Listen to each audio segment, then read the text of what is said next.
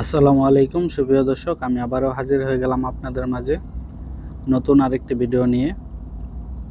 আজকে একটি ফোনের ভিডিও দিব। ইতিমধ্যে আমি দুইটি ফোনের ভিডিও আপনাদের মাঝে দিয়েছি। যারা ওই ভিডিওগুলো দেখেননি দেখে আসতে পারেন। এটা OnePlus 13R, এটা এখন ব্যবহার করছে ছোট ভাই। আর আপনারা জানেন অনেকে OnePlus-এ কিন্তু গ্রিন লাইনের প্রবলেম গেছে অনেকগুলা সিরিজে,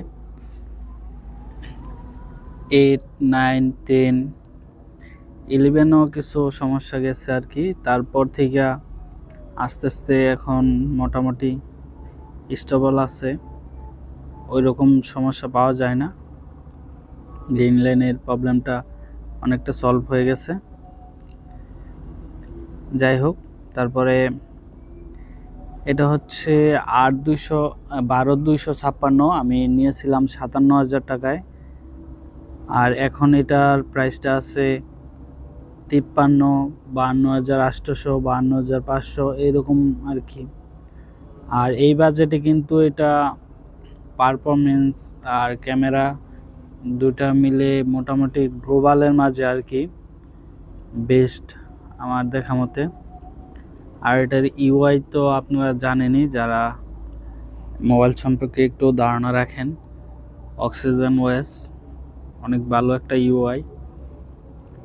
আর এটা কিন্তু আমি নিয়েছি 5-6 মাস আগে, ছোট ভাইকে নিয়ে দিয়েছিলাম। আমি 1 মাসের মতন ব্যবহার করছি, তারপর ছোট ভাই এটা নিয়ে গেছে।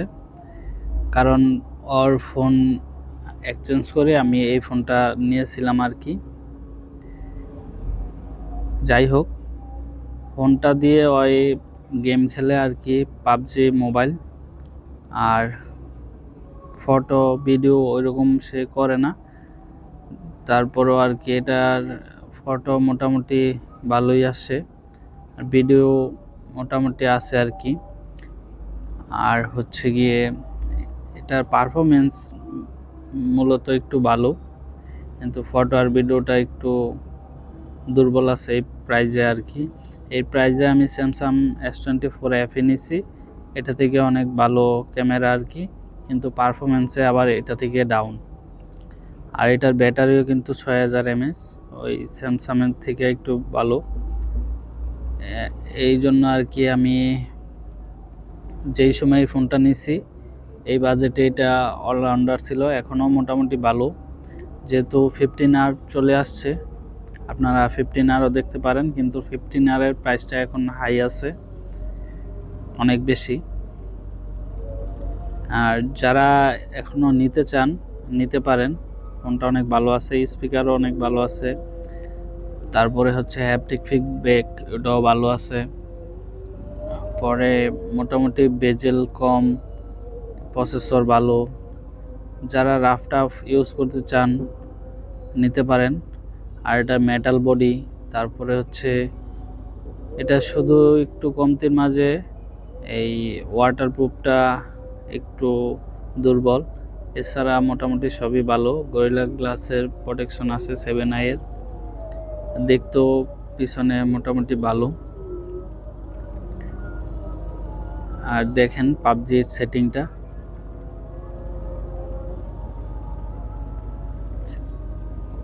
মূলত সে গেম খেলে এই জন্য আর কি এই মোবাইলটা নেওয়া হয়েছিল। আর এটার প্রসেসর স্ন্যাপড্রাগন 8 Gen 3, যার স্কোর 20 লাখের উপরে বা 20 লাখের আশেপাশে থাকে আর কি। আর দেখতেই পাচ্ছেন পাবজিতে এটা আর কি সেটিংটা।